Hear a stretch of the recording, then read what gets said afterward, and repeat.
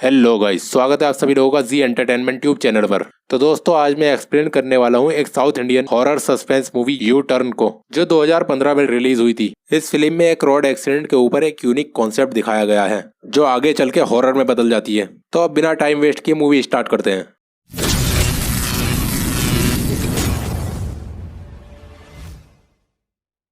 Film के शुरुआत में हम देखते हैं एक सड़क जिसके डिवाइडर के कुछ पत्थर हटे हुए थे, यानी यहाँ से पत्थर हटा के किसी ने यू टर्न लिया होगा। अगले सीन में रचना अपनी माँ को कहीं ड्रॉप करके अपने ऑफिस जाती है। यहाँ ध्यान देने वाली बात ये है, जब ये ऑफिस जाती है तो इसे उसी सड़क से गुजरना होता है। ये अपने ऑफिस पहुँच जाती है, जहाँ इसका बॉस किसी सुंदर नाम के आदमी से बात कर रहा था। वो अपने घर जा रहा था तो बॉस उसे यू टर्न लेकर वापस ऑफिस में बुलाता है और सुंदर यू टर्न लेने के लिए उसी डिवाइडर के पत्थर को हटाता है। वो अपनी बाइक स्टार्ट कर रहा था, इतने में सड़क के किनारे बैठे एक बोने भिखारी ने उसकी बाइक का नंबर नोट कर लिया था। शाम को रचना और सुंदर दोनों अपने अपने घर पहुंचते हैं। सुंदर की वाइफ भी नौकरी करना चाहती थी और सुंदर ऐसा नहीं चाहता था, इसलिए उन दोनों के बीच झगड़ा हो जाता है। सुंदर के सोने के बाद उसकी वाइफ अपने बच्चे को लेकर उसके घर से चली जाती है। उसके जाने के बाद कैमरा एंगल से हमें दिखाया जाता है जैसे उसके घर कोई आइडेंटिटी है। अगले दिन रचना अपनी फ्रेंड से बात करती है, जिससे हमें पता चलता है वो अपने ऑफिस में काम करने वाले एम्प्लॉय आदित्य को पसंद करती है, जो एक क्राइम रिपोर्टर है।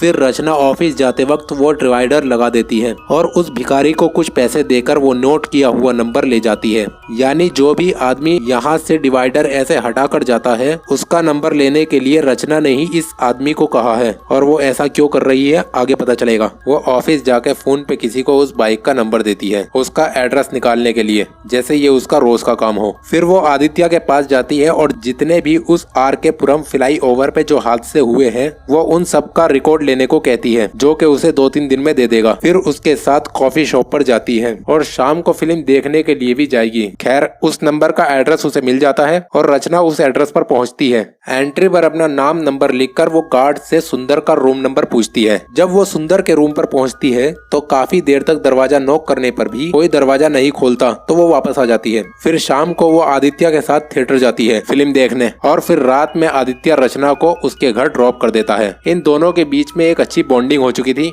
आदित्य के जाते ही वहाँ पुलिस आती है रचना को ले जाने। इस बात से रचना हैरान थी। पुलिस उसका नंबर और एड्रेस दिखाती है और कहती है सारी बातें थाने चल के बताते हैं।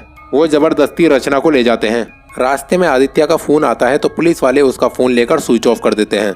आदित्य बार बार ट्राई करता है लेकिन फोन स्विच ऑफ आ रहा था। रचना को थाने लाया जाता है, जहां सुंदर की वाइफ बैठी हुई रो रही थी, यानी सुंदर का किसी ने मर्डर कर दिया। पुलिस वाला रचना के सामने उसकी वाइफ से उसके अफेयर के बारे में पूछता है। वहां पर वो सिक्योरिटी गार्ड भी मौजूद था, जो कहता है यही वो लड़की है सर, जो सुंदर से मिलने आई थी और एंट्री गेट पर अपना नाम नंबर एड्रेस भी लिख के गई थी। पुलिस सुंदर की एक फोटो दिखाकर उससे पूछताछ करती है। आज शाम जब हम सुंदर के घर गए तो वो हमें इस हालत में मिला। तुम दोपहर 11:30 बजे सुंदर के घर क्यों गई थी? हमें पता चलता है रचना एक आर्टिकल तैयार कर रही है उन लोगों के ऊपर जो डिवाइडर को हटाकर उसे ऐसे ही छोड़कर चले जाते हैं, क्योंकि वो एक रिपोर्टर है और उसे अपनी जॉब के लिए एक स्टोरी चाहिए, इसलिए वो सुंदर के घर गई थी। और इसे उन लोगों के बारे में पता चलता है उस बोने भिखारी से। पुलिस को उसकी बातों पर भरोसा नहीं हो रहा था, लेकिन एक पुलिस वाला है प्रदीप, जिसे इस पर यकीन है, इसलिए वो उसे रिमांड होम में भेजने के लिए भी मना कर रहा था। प्रदीप को रचना और ऐसे ही 10 लोगों के बाइक के नंबर दिखाती है, जो इसे उसी भिखारी ने दिए हैं, और कहती है अगर मुझे किसी को मारना होता तो सिर्फ सुंदर को ही क्यों मारती, इन सबको भी तो मारती। अभी तक उसने किसी का इंटरव्यू इसलिए नहीं लिया था क्योंकि उसकी माँ उसके घर आई हुई थी। वो उन सभी लोगों का बायोडेटा निकालने को कहता है। पुलिस उस बोने भिखारी को भी उठा लेती है और उसे इंट्रोगेशन रूम में ले जाती है। डॉक्टर से पता चलता है सुंदर की मौत रात 2 बजे हुई थी और ना ही उसकी बॉडी पे कोई चोट या खरोच के निशान है। तभी दूसरा पुलिस वाला एक हैरान कर देने वाली खबर लाता है, जिसे सुन के वो पुलिस वाले उस भिखारी को उठा के मारने के लिए ले जाते हैं। और ये रचना से गुस्से में पूछता है तुम्हें इन सब नंबरों का एड्रेस देने वाला कौन है? वो बताती है उसका एक फ्रेंड है जो ITO में काम करता है। ये पुलिस वाला बताता है जिस 10 लोगों का एड्रेस तुमने दिया है वो सब मर चुके हैं, और हर गाड़ी के नंबर के आगे जो डेट लिखी हुई है वो सब उसी डेट को मरे हैं, और रिकॉर्ड में लिखा था उन सब ने सुसाइड किया था। वो रचना से उस डेट के बारे में पूछता है तो रचना बताती है ये वो डेट्स है जब उन लोगों ने डिवाइडर हटाकर यू टर्न लिया था। वो भिखारी कुछ बोल नहीं रहा था क्योंकि वो गूंगा था, लेकिन उसकी जेब से एक पर्ची मिलती है जिसपे उस गाड़ी का नंबर था जिसने आज डिवाइडर हटाया था, और वो कल रचना को देता और रचना उसके आगे आज की डेट लिखती। वो पुलिस वाले उस बोने भिखारी को बहुत मारते हैं और तुरंत उस गाड़ी का एड्रेस निकालते हैं, जो कि इनकी पीछे वाली बिल्डिंग में ही रहता है, जिसका नाम है शरत। प्रदीप रचना को लेकर एक हवलदार के साथ शरद के घर पहुंच जाता है। वो एक लॉयर है और बताता है उसने ही आज डिवाइडर हटाया था और बहुत ही बुरे व्यवहार से पुलिस से बात करता है। वहाँ उन पुलिस वालों को कुछ नहीं मिलता, सब कुछ नॉर्मल था। तो प्रदीप उस हवलदार को सुबह तक वहीं छोड़कर जा रहा था। तभी शरद के घर में भी हमें उसी कैमरा एंगल से किसी के होने की आइडेंटिटी दिखाई जाती है, जैसा सुंदर के साथ हुआ था। प्रदीप कार बिल्डिंग से बाहर निकालता है, तभी उसकी कार पे शरद की लाश गिरती है। ये देखकर रचना बुरी तरह डर गई थी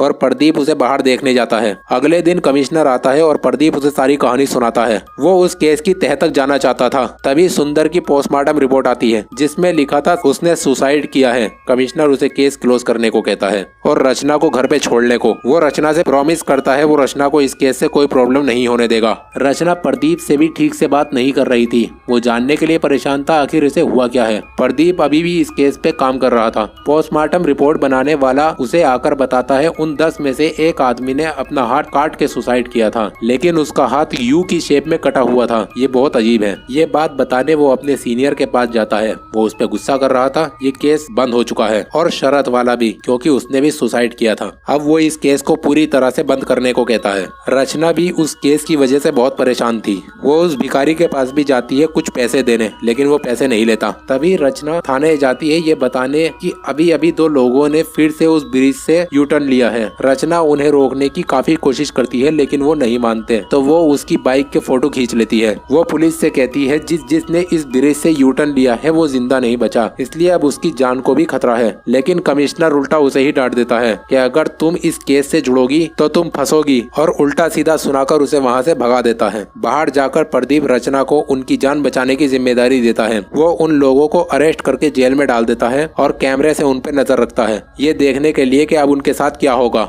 उस जेल की लाइट ऑफ कर देते हैं और वो दोनों आराम से सो जाते हैं। तभी उन दोनों में से एक लड़का अचानक से उठ के खड़ा हो जाता है और फिर से वही स्पिरिट नजर आती है। वो लड़का अपने दोस्त को मारने लगता है और अजीब सी आवाज निकाल के कहता है तुझे मना करने के बाद भी तूने यू टर्न क्यों लिया। ये दोनों आपस में लड़ने लगते हैं। उधर ये दोनों हैरान थे आखिर ये लड़ने क्यों लगे। उन्हें रोकने के लिए प्रदीप हवलदार को भेजता है। वो अपने दोस्त को बिल्कुल जानवरों की तरह मार रहा था। ऐसा लग रहा था जैसे कोई आत्मा उसके अंदर आ गई हो। पुलिस वालों से वो दरवाजा नहीं खुल रहा था, तो वो खुद जाता है वो दरवाजा खोलने। वो सीसीटीवी कैमरे में देख के रचना को घूरता है और उसे मारने की धमकी देता है। वो दरवाजा तोड़ देते हैं, लेकिन अब लॉकअप नहीं खुल रहा था। वो लड़का लॉकअप तक तो आ गया था, लेकिन वो उसे खींच लेता है। अचानक से लॉकअप खुद ब खुद खुल जाता है। वो अंदर जाके देखते हैं तो वो मरा पड़ा था और दूसरा वाला बैठा हुआ रो रहा था। फिर अचानक से वो प्रदीप की गन निकालता है और खुद को शूट कर लेता है। अगले दिन कई दिनों बाद वो आदित्य से मिलती है। वो उससे गले लग के रोने लगती है। वो उसे संभालता है और उसे वो रिपोर्ट देता है जो उसने मांगी थी, आर.के. पुरम के हादसों वाली। कमिश्नर पुलिस वालों को डांट रहा था।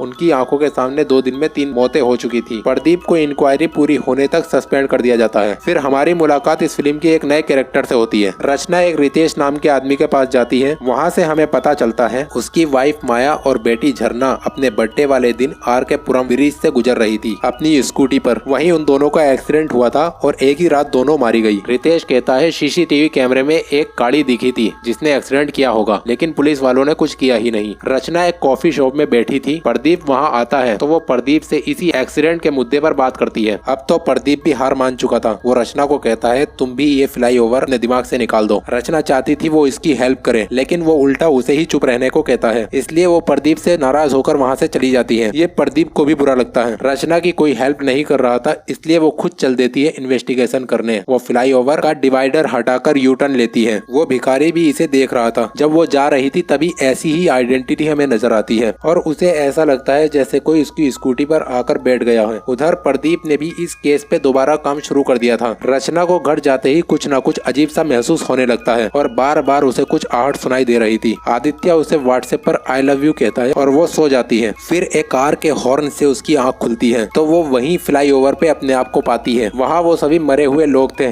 जिसे देख के वो बुरी तरह डर जाती है। तभी माया अपनी स्कूटी पे आती है और उसका एक्सीडेंट हो जाता है और रचना की आंख खुल जाती है। वो सपना देख रही थी। वो उठ के नीचे पानी पीने जाती है। वहाँ पर माया और झरना दोनों मौजूद थे, लेकिन अब वो सपना नहीं देख रही थी। रचना की डर के मारे बहुत बुरी हालत हो गई। असल में किसी ने उस दिन भी डिवाइडर हटाया था, जिसकी वजह से माया का एक्सीडेंट हो गया था और तब से ही जो भी वहाँ का डिवाइडर हटा कर जाता है, माया उसे अपनी बेटी का कातिल समझ के मार देती है और उसकी मौत कोई हादसा नहीं सुसाइड लगती है। अब बारी है रचना की, इसलिए वो एक छुरी उठाकर रचना के हाथों ही उससे अपने हाथ की नस कटवाती है। वो माया से वादा करती कहती है कल वो उसकी बेटी के कातिल का पता लगाकर उसे बता देगी। रचना ने एक दिन हटे हुए डिवाइडर को लगाया था जो माया ने देखा था, इसलिए वो उसे एक मौका देती है। अगले सुबह वो उठती है, उसका हाथ हल्का सा कटा हुआ था। वो आदित्य को कॉल करती है लेकिन वो एक मीटिंग में था, इसलिए वो उसकी कॉल काट देता है। फिर वो प्रदीप के घर जाती है, वो उसकी पट्टी करता है और ये सब उसके दिमाग का वहम बताता है। वो उसकी बातों पे यकीन कर ही नहीं रहा था, लेकिन रचना को आज ही उसका पता लगाना है जिसने डिवाइडर हटाया था, वरना वो मारी जाएगी। रचना को प्रदीप के घर में उन सभी मरने वालों की फोटो मिलती है। वो समझ जाती है ये अभी भी इस केस पे काम कर रहा है। वो बताता है जितने भी लोग मरे हैं उन सबके पास से यू के शेप में कोई ना कोई चीज मिलती है। क्या तुम्हें भी यू के शेप में कुछ मिला है? रचना को ध्यान नहीं आ रहा था उसने यू कहाँ देखा है। आरटीओ में जाकर वो दोनों उस दिन का सीसीटीवी कैमरा चेक करते हैं जिस दिन माया का एक्सीडेंट हुआ था, लेकिन सीसीटीवी कैमरा सिर्फ एंट्री वाले साइड पर लगा हुआ था। अब जो भी आदमी ऊपर जाएगा वो बीच रास्ते से यू टर्न लेकर नीचे आएगा। एक तरफ ऊपर जाने की फुटेज चलती है और दूसरी तरफ नीचे आने की। जिसने भी डिवाइडर हटाया होगा वो इन दोनों फुटेज में नजर आएगा और उन्हें वो बाइक वाला नजर आता है जिसने लाल टी शर्ट पहनी थी, वो उन दोनों फुटेज में नजर आ रहा था। प्रदीप उसकी बाइक की इन्फॉर्मेशन निकलवाता है। रचना को याद आता है पिछली बार उसने यू का निशान देखा था जब आदित्य ने उसे आई लव यू कहा था। बाइक की इन्फॉर्मेशन लेकर वो रचना के पास जाता है और वो उससे वो छीन कर भाग जाती है और जाके उस ब्रिज पे एक गुब्बारे पे लिखकर लगा देती है। वो वहाँ से चली जाती है और माया ने वो देख लिया, यानी ये था माया के एक्सीडेंट का जिम्मेदार और अब इसकी मौत होनी है। रचना अब उस नंबर पे कॉल करती है जिसके नाम पे वो बाइक रजिस्टर्ड थी, रमेश को। अब आता है एक ट्विस्ट, दूसरी तरफ से रमेश नहीं उसका भाई आदित्य बोल रहा था, यानी आदित्य ही है वो आदमी जिसने यू टर्न लिया था। वो अपने भाई के नाम की सिम और बाइक यूज कर रहा था। ये दोनों एक दूसरे को पहचान लेते हैं।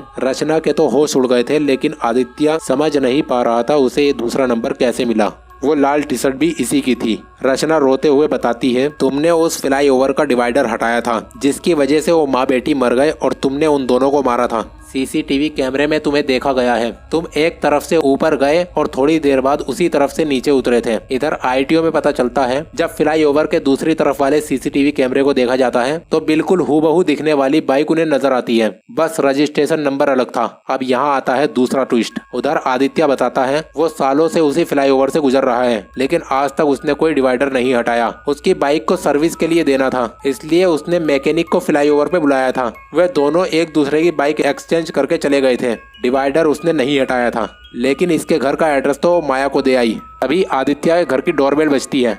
रचना उसे रोकती है पर बाहर जाने पर उसे कोई नहीं मिलता, मतलब माया यहाँ आ गई। उधर आईटीओ वाले उस दूसरी बाइक का पता लगा रहे थे और ये था वो जिसने वो डिवाइडर हटाया था। आदित्य के साथ अजीब अजीब घटनाएं होनी शुरू हो जाती है। रचना तो उसके घर पहुंच रही थी, तभी उसके पास प्रदीप का फोन आता है। ये बताने उसने एड्रेस गलत दिया है और ये तो रचना जानती थी। वो तुरंत प्रदीप को रितेश के साथ आदित्य के घर बुलाती है और बताती है आदित्य की जान खतरे में है। वो तुरंत रितेश को अपने साथ लेकर आदित्य के घर पहुँचता है। रचना भी वहाँ पहुँच चुकी थी। प्रदीप आईटीओ वालों से उस बाइक के मालिक की जानकारी अपने फोन में मांगता है। जब वो तीनों आदित्य के रूम में पहुंचते हैं तो देखते हैं आदित्य ने अपने आप को फांसी लगा ली थी, लेकिन अभी वो जिंदा था। आदित्य को बचा लिया जाता है। रचना कहती है वो यही है, जल्दी यहाँ से बाहर निकलो। वो तीनों वहाँ से निकल जाते हैं, पर रितेश को अपनी बेटी नजर आती है। वो उसे गले लगाता है और बहुत प्यार करता है। इस मासूम को तो ये भी नहीं पता ये मर चुकी है। वो तीनों नीचे चले गए थे। प्रदीप एम्बुलेंस को फोन करता है और रितेश को अपनी वाइफ भी नजर आती है। वो कहती है तुमने हमारे कातिल को क्यों बचाया? यही है जिसने डिवाइडर हटाया था और इसकी वजह से मेरी बच्ची मर गई। अब आता है तीसरा ट्विस्ट, जब वो कहता है वो डिवाइडर किसी और ने नहीं उसने खुद ने हटाया था। तब तक प्रदीप के मोबाइल में उस बाइक के मालिक की डिटेल्स आ गई थी और वो है रितेश। ये जानकर उसे गुस्सा आता है और वो उसे मारने लगती है। तभी उसकी बच्ची अपनी माँ से रिक्वेस्ट करती है मेरे पापा को मत मारो, तो वो उसे छोड़ देती है। प्रदीप भाग के रितेश के पास जाता है तो देखता है वो बिल्डिंग से नीचे कूद चुका था। नीचे कूदने पर उसके गिरने की स्पीड हल्की हो गई थी। वो जमीन पर आराम से आके गिरता है। रचना के सामने उसे बचाया था उसकी वाइफ ने। वो ऊपर से गिरने पर भी जिंदा बच गया था। ये प्रदीप भी देख लेता है। उसकी वजह से उसकी बेटी मरी थी। अब वो अपनी वाइफ और बेटी के बगैर जिंदा रहे, यही उसकी सजा है। ये कहकर वो वहाँ से जाने लगती है। रितेश रो रो कर उन दोनों को रोकता है और ये सब कुछ वो तीनों पीछे खड़े देख रहे थे। जिसने भी डिवाइडर हटाया अब तक तो उन सबको मारती रही, लेकिन जब असली कातिल सामने आया तो जिंदा छोड़ के चली गई पागल भूतनी और फिल्म खत्म। तो ये थी यू टर्न फिल्म की एक्सप्लेनेशन। फिल्म का प्लॉट वाकई में बहुत बढ़िया था। पर्सनली मुझे ये फिल्म बहुत अच्छी लगी। आप लोगों को ये वीडियो कैसी लगी कमेंट बॉक्स में जरूर बताना, और वीडियो अच्छी लगी हो तो मेरे चैनल को सब्सक्राइब कर लेना। ऐसी ही वीडियो और देखने के लिए बेल आइकन भी प्रेस कर देना। तो मिलते हैं आप लोगों से अगली वीडियो में। जब तक के लिए सबको बाय।